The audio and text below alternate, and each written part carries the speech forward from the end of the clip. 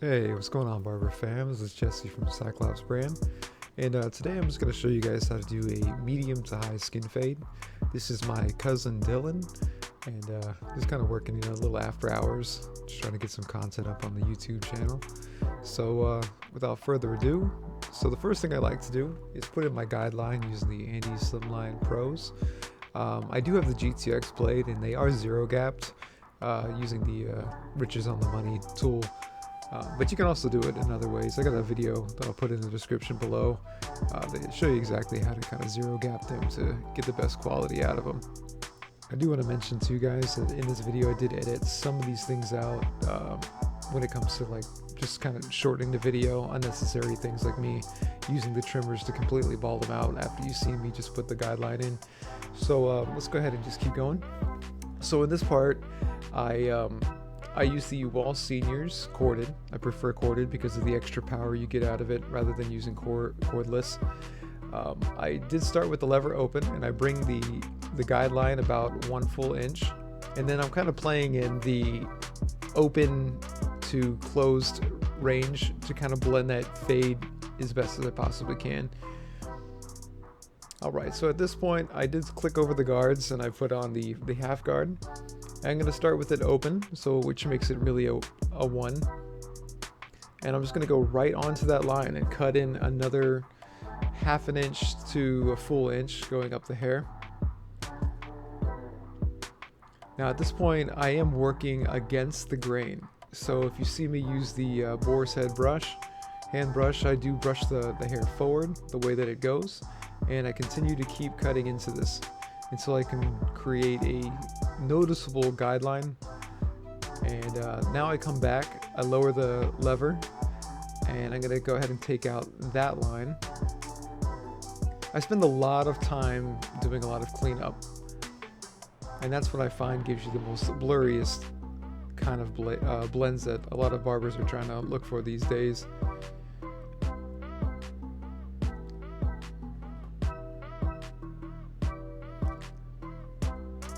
So you always want to continuously brush that hair down, because every time you cut up, the hair kind of lifts with it, and you lose track of the guideline.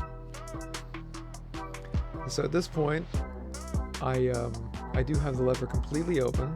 I'm going up again into the hair that has not been cut, and I'm actually creating another guideline right above the last one I just put in. So yeah, if you notice, I'm throwing it in different angles. I'm kind of going diagonal to the left, I'm going diagonal to the right. I'm using just the corners to kind of flick out any little hairs that are just not getting cut. And you also want to pay attention to where the weight lines are coming from, because sometimes some hair gets kind of put together, and you have to use the corner of the trim of the clippers rather to kind of break up that hair, to kind of loosen it up, to give it more of a blend.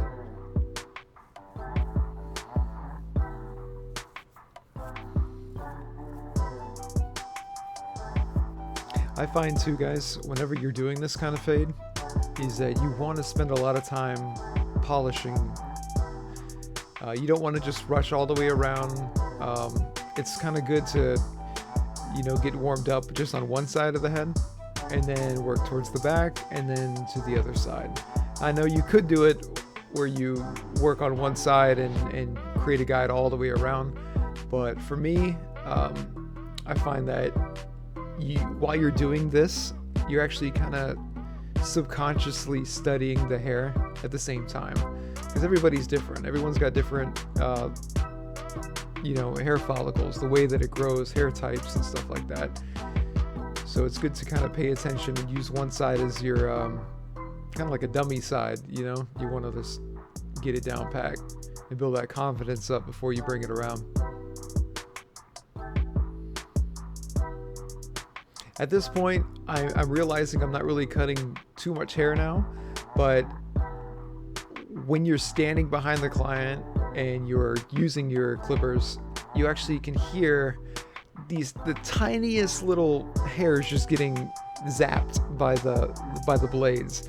So that's kind of what I'm doing right now. You just want to try to just hear it at this point. It's not so much a visual thing. It's the little follicles you can't necessarily see.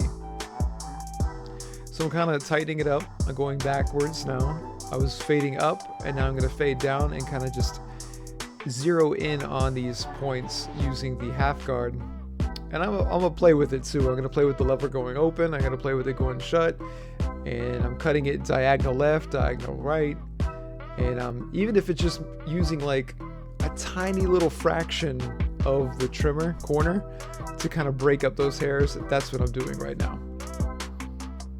You want to disperse the hair as much as possible so you get a nice clean blend.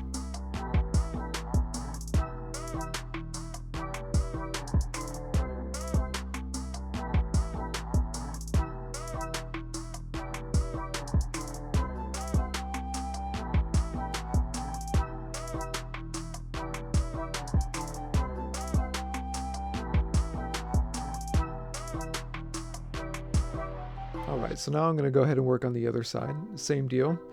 I sped this part up, so you'll probably see it just magically disappear. But trust me, no magic was involved. It was just some editing with the video.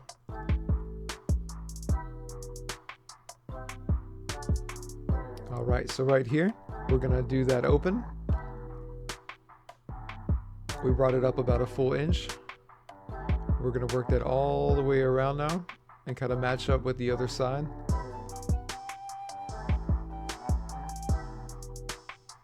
I think the hardest part for a lot of barbers, especially beginning barbers doing fades, is it kind of comes out like lopsided.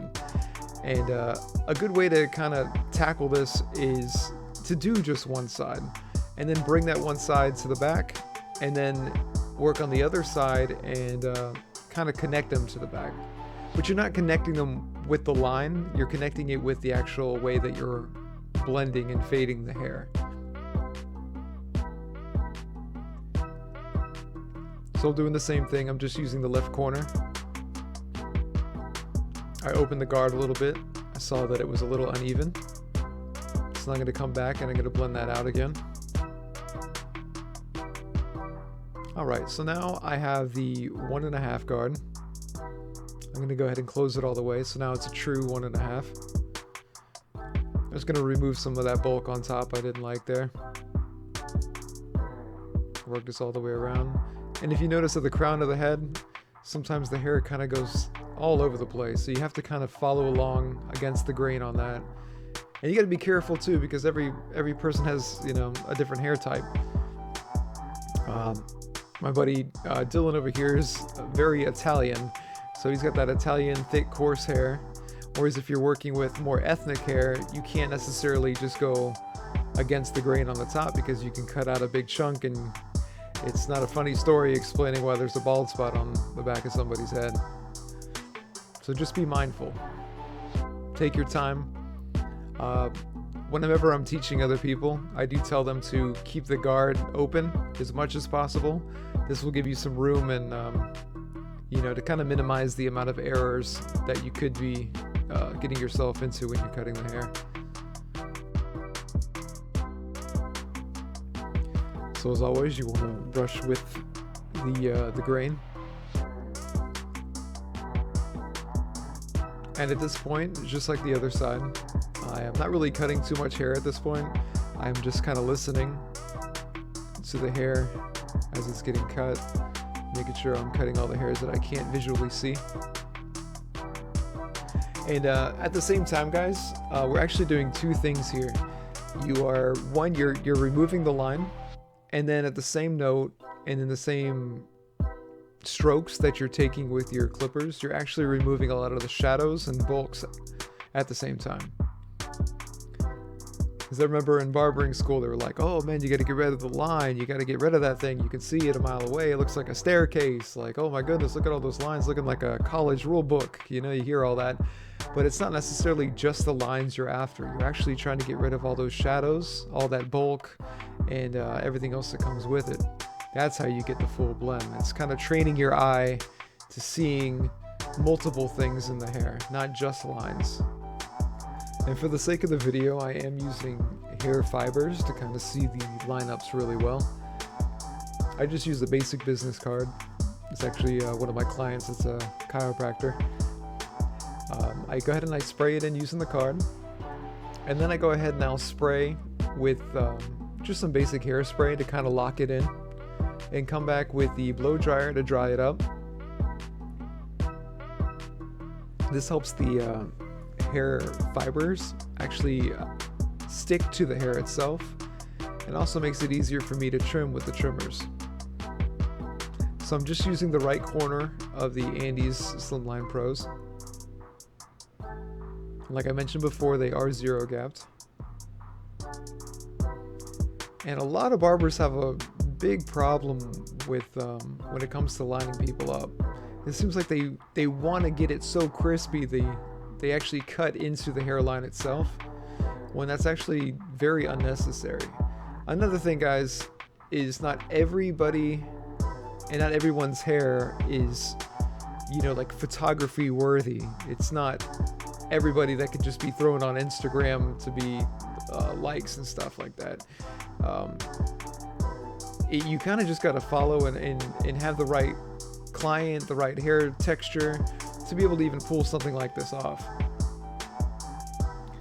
For my cousin here, he's got a very strong hairline, so I feel very comfortable in just kind of edging him out, and I'm not even taking it back. I'm really just cleaning up what's already there. Next, I'll go back with the straight razor, and I'm just gonna slightly, I'm not even pulling it back, to be honest, guys. I'm just holding it with my thumb on one side, and I'm barely raking it in just to kind of get those hair fibers all together to get that line nice and crispy. Another thing I'd like to point out, guys, is that you really don't need to spend thousands of dollars on barbering equipment. I mean, you could, and it's fun, and it's like a hobby, you know, for you if you're into that kind of stuff, just like you're buying like Jordan shoes, or you're a shoe head or something. But for the barbering industry, that's straight. But overall, guys, the basics is the way to go, man. Like, I just have the Andes Slimline Pros. I have them zero gap. I have a 5-star Wall Seniors. I just use the corded because I'm not really one to pay attention and keep in mind every time I have to throw it on the charger. And I always like to make sure that when I come in on a haircut that I have enough power behind my clippers to do what I gotta do. I do use a ceramic blade. I feel that it's better because it's heat resistant, and the blade overall is a lot more sharp than just a conventional default steel blade. Other than that, I feel that simple and clean is the way to go. You don't get too confused with playing around with too many tools. Just do the things, use the tools that are necessary for the time, and make it happen. But I will go ahead and list some of the tools and products that I use in the description below if you guys want to kind of check those out. Another thing I want to encourage you guys to do, if you know, whether you're a new barber or you're an older barber, or you're just kind of interested in the industry itself, I do have a blog called cyclopsbrand.com. You guys can check that out, and if you guys want to share something on it, I basically just did it for you guys. I'm not interested in money. I really just have a heart to teach and educate people about the barbering industry. I hope you guys like the video. Thanks.